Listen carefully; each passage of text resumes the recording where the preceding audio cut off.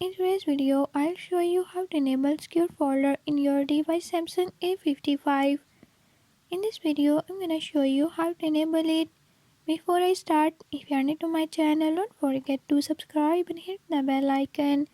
Watch complete video and learn how you can do it. Let's watch the video.